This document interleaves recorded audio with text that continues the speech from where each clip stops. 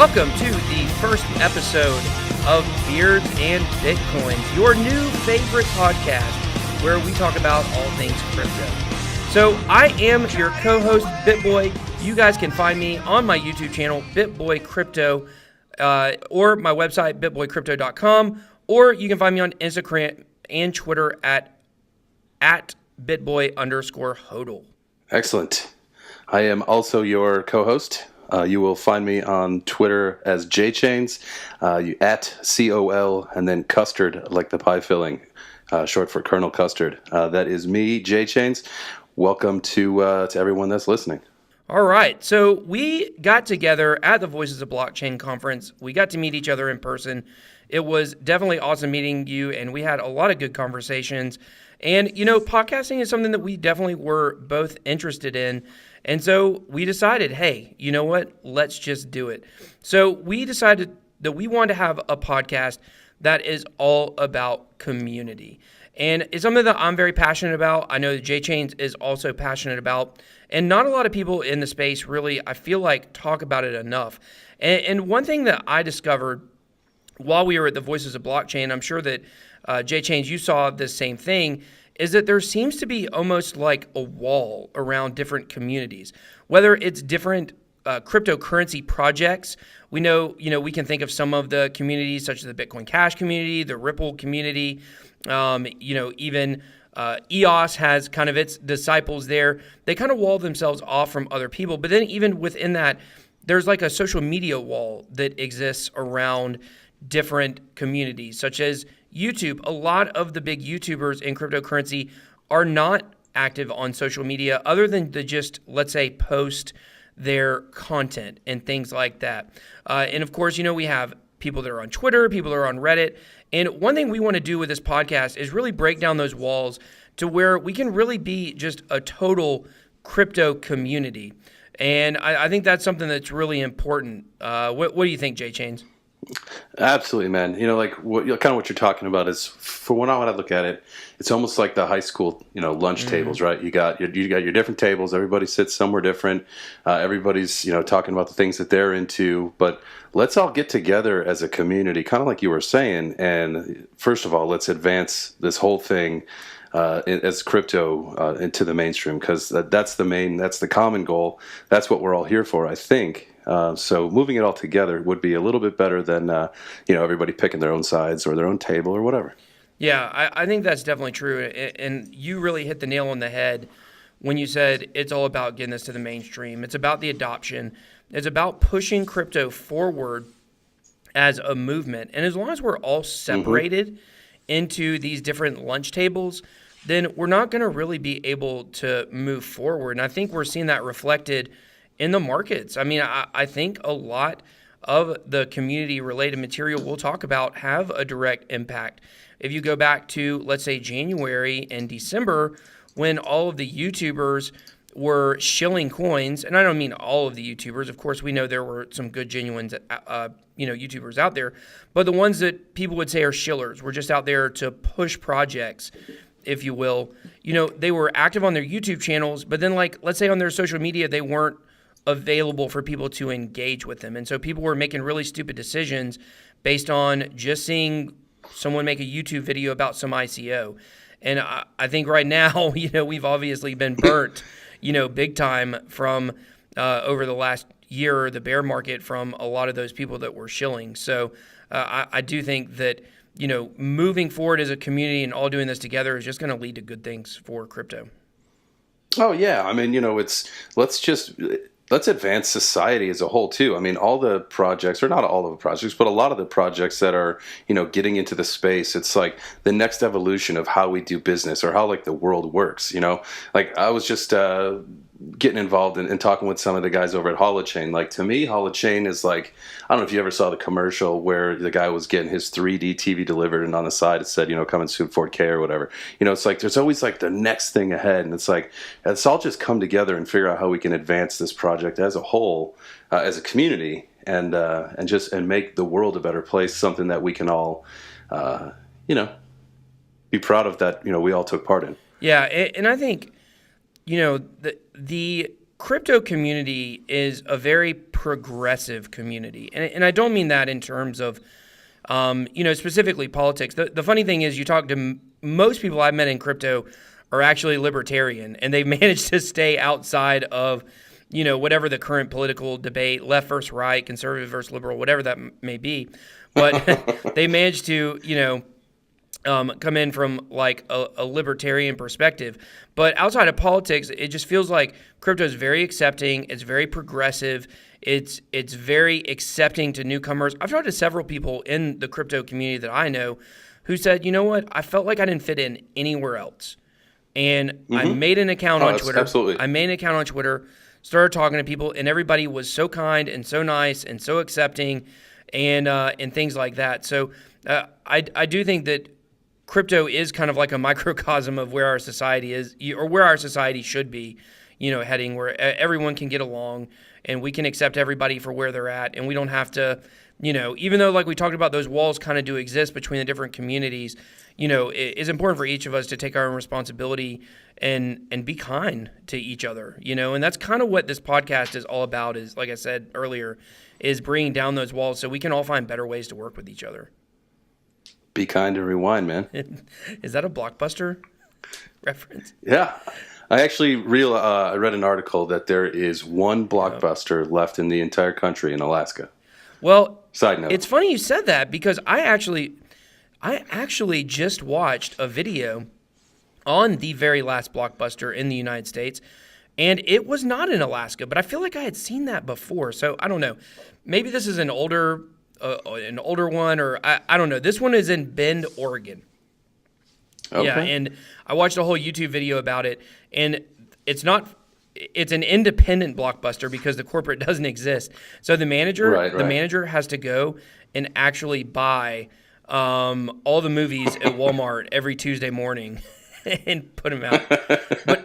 But let me tell you, that's funny. Let me tell you, Blockbuster to me is one of the greatest examples of what happens when society doesn't advance, or not society, but when a business does not advance, according to what the society wants. They had a chance to buy Netflix. Did you know that? No, I didn't. They had a chance to buy Netflix pretty early on, and they passed on it, and now they're absolutely obsolete, which is really crazy. So I always say this. This is my little line I say all the time. What was the safest job in America in 1995? Oh, it had to have been a Blockbuster video guy. The rewind guy. Blockbuster manager. If you were a Blockbuster manager, you felt like there was nothing that could ever take your job. You just know when a Blockbuster came to your town and you were an independent video store owner, you knew you were getting crushed. That's it. Game over. That was it. Game over.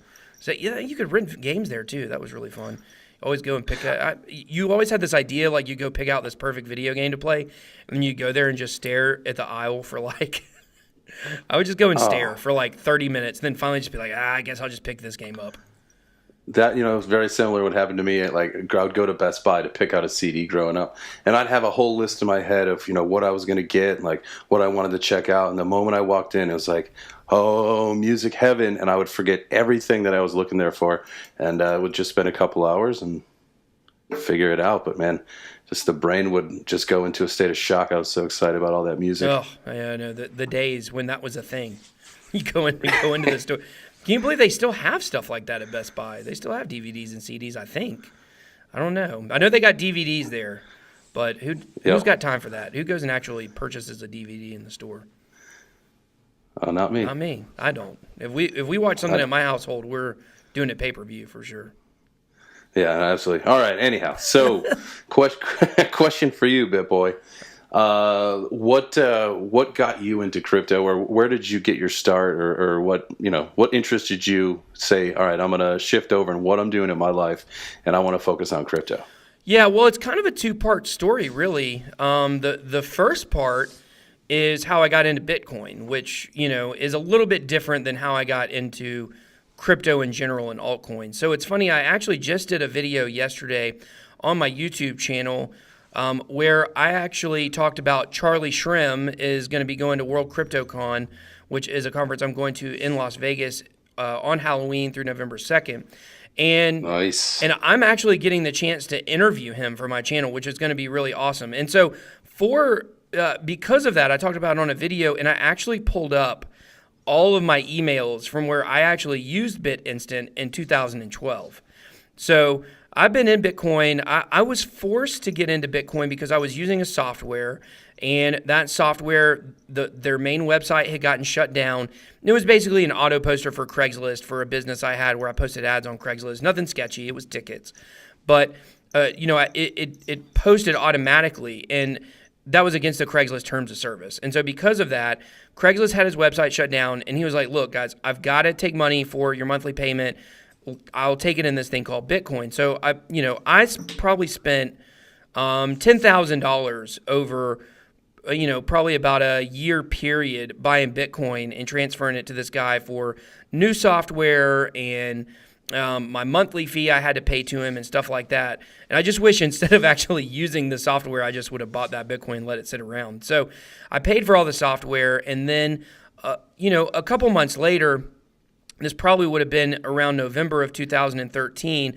I hadn't used it in a while, and I went and I looked at my wallet on Mt. Gox, and all of a sudden I had like $2,500 in there. It was almost $3,000, and I was like, holy crap.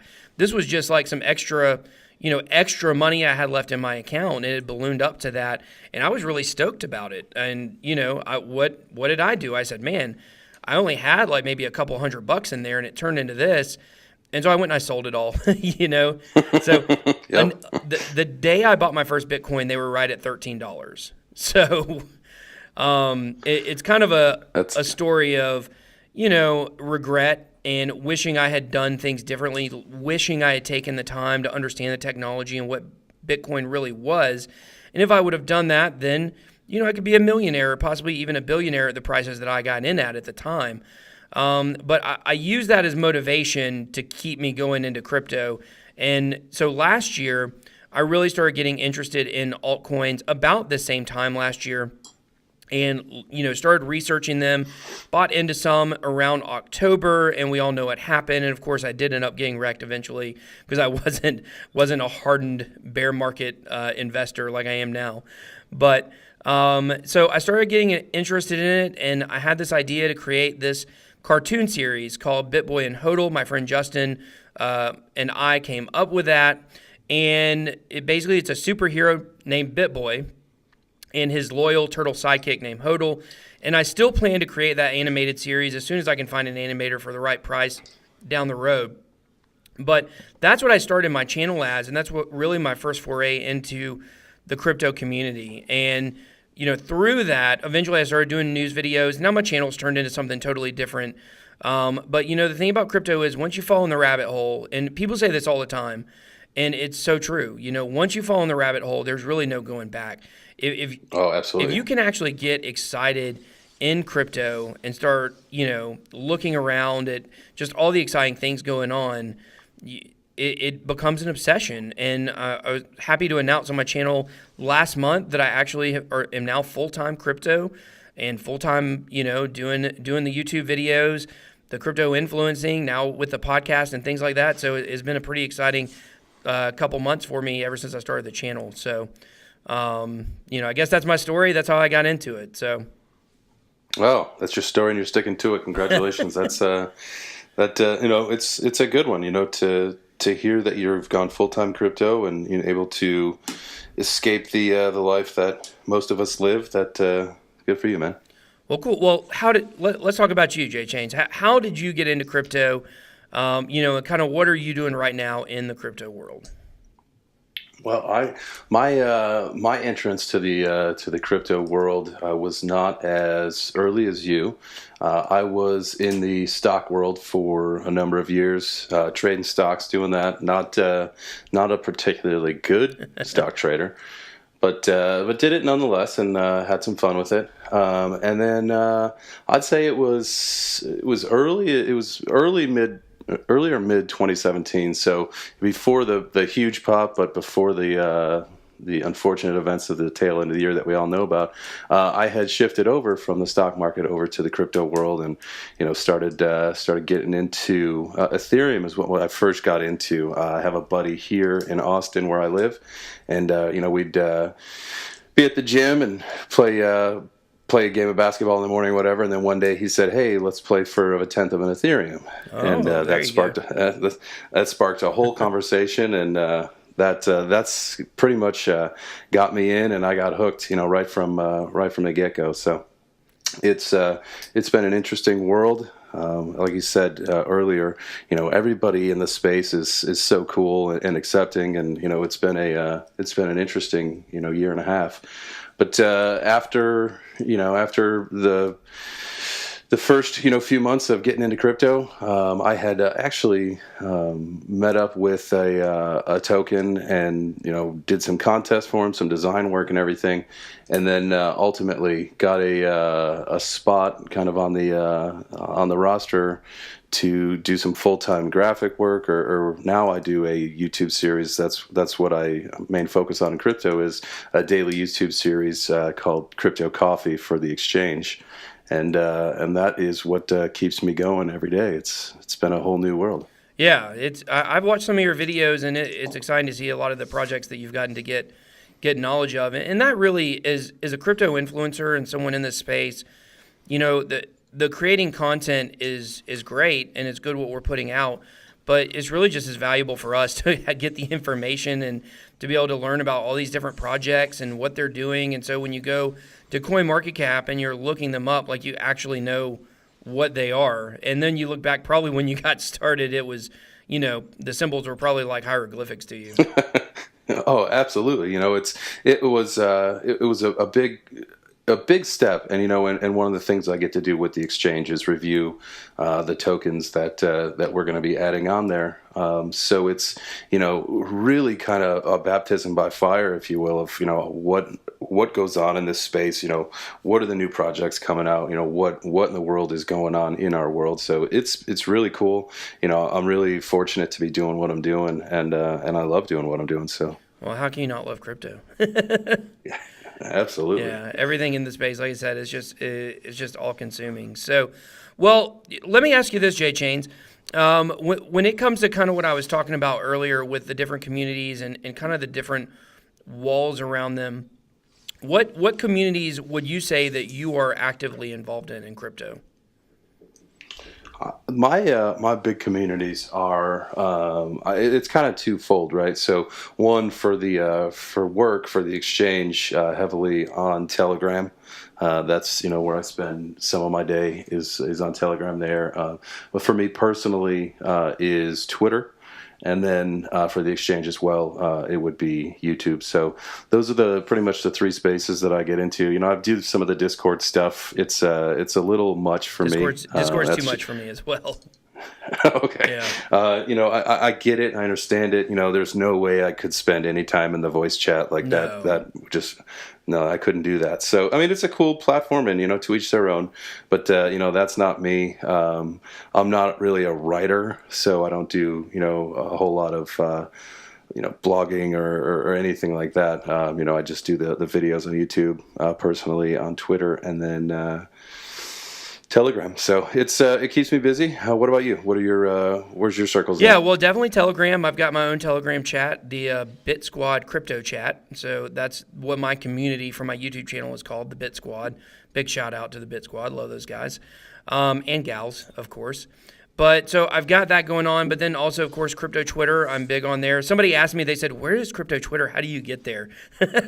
I said, you probably don't even want to know. But, basically Crypto Twitter is something we'll talk about a lot on this podcast. And all that it means is it's like a subsection of Twitter. And you can't get there. You just have to follow people that are in Crypto Twitter. Some of the bigger accounts, if it has to do with crypto, they're probably on Crypto Twitter, and then you just kind of get involved with the community there. There's other types of Twitter. There's sneaker Twitter is a thing I found out from listening to a Coin Boys episode. So big shout out. A lot of pictures of kicks. Yeah, exactly. So big shout out to the Coin Boys. That's a podcast that. What's up? Yeah, those are the dudes that I first started listening to. Love those guys. They're good friends of mine now. But so definitely involved there. And then, of course, Instagram. It's like, to me, Instagram is the unexplored terrain of cryptocurrency because there aren't a lot of accounts over there. I'm in a group with a lot of the bigger crypto accounts, but you take someone like BitLord, for instance, on crypto Twitter. He's one of the biggest accounts out there. He's got a lot of influence. I think he has 80,000 followers, somewhere around that number. Something like that, yeah. He just had this whole thing where he trolled everybody and said he sold his account. It was pretty hilarious, but. That's like kind of some of the current event stuff in the community that we'll be talking about down the road. But if you go over and look at his Instagram, he's got like 800 or a very small amount, and we see that with a lot of the people from crypto Twitter is that they don't translate over to Instagram because they've got big followings, and then they go to another platform and it's harder to build, and it's just like I think they think, well, I'll just stick with what's working, But I think it's really important to kind of build an all-encompassing strategy with social media if you are an influencer and things like that. And Instagram, to me, I make memes on Instagram. That's what I do. Sometimes I put Insta stories that will be of me at a conference or something like that. But for the most part, I make memes. Instagram is like it's like a fun. Is it fun? Yeah. For me, it's a fun visual platform, and I get to kind of let loose and make some funny stuff. I made a video the other day that got like 4,000 views on it of Ariana Grande and Bill Clinton, which I don't know if you guys saw that, but that was really, really funny.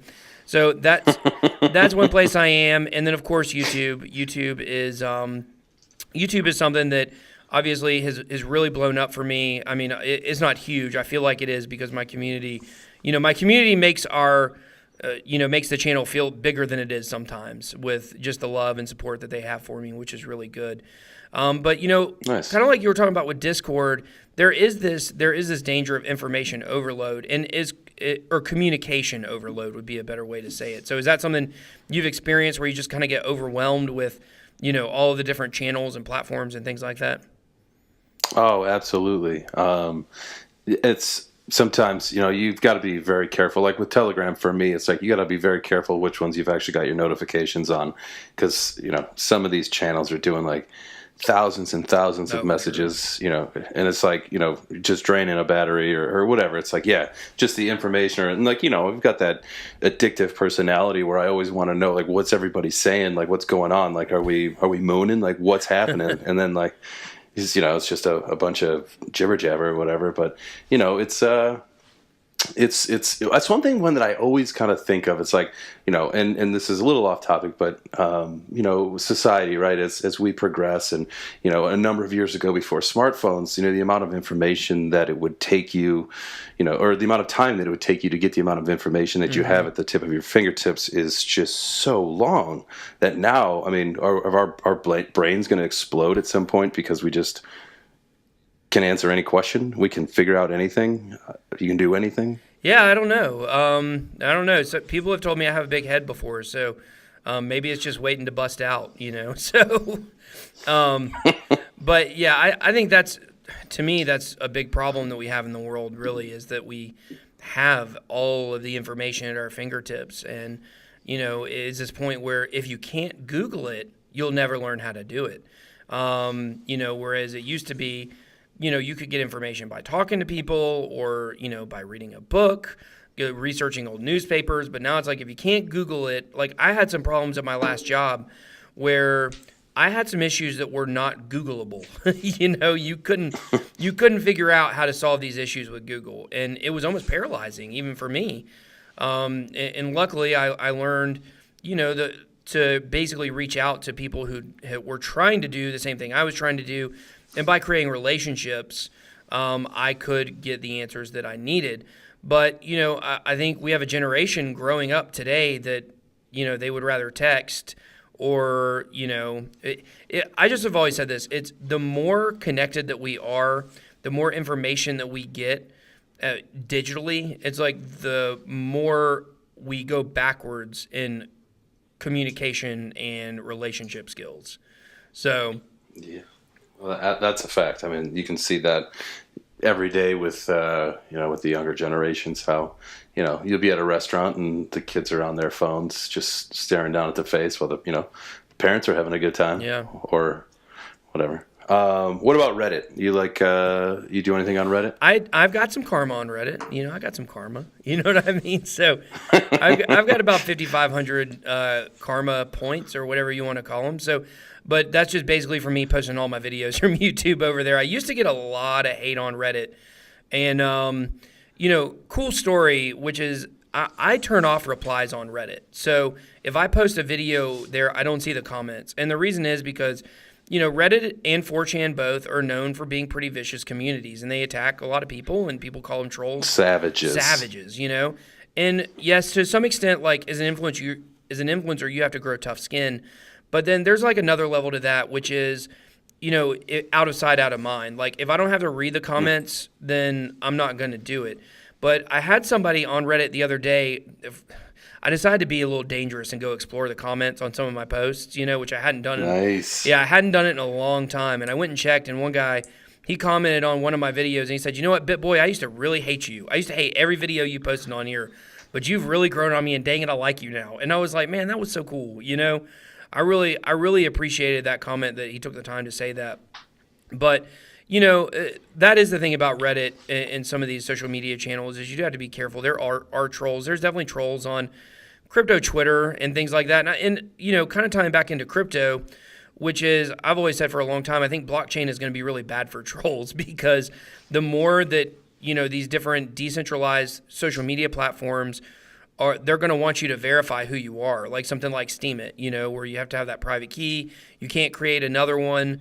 You kind of have to be who you say you are on those social media platforms. And I think, hopefully eventually we're going to see the end of trolling and things like that, because, when we talk about trolling, we're talking about, people saying hurtful stuff, on a social media platform. But there's a whole nother level to that, which are like child predators creating fake accounts. And, there's definitely a lot more to trolling, more than just people saying hurtful things. So that's one thing I'm hoping with blockchain technology and with these immutable ledgers, that, we see these decentralized social media platforms, that people will kind of have to be who they say they are and have to take responsibility. We're in the wild west of social media still at this point. I mean, it's only been around for about 10 years or so. So yeah, it is still pretty new, and I do hope, I'm right there with you. I hope that scammers and trolls and all that, they find a way to just eradicate it and just get rid of it. I think, talking about communities, what do you think about, would you consider a troll box on an exchange to be a community? Oh, say that again?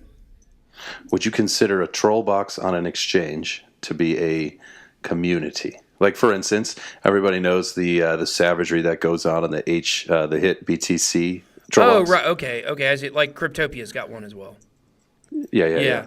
I think that when you integrate social media with exchanges, I think it's dangerous. I don't like it at all. And the reason why is because that opens the door for pump and dumps. So, like crypto. So when I first got into altcoins and stuff, I joined a pump and dump group, actually. I didn't know it was illegal.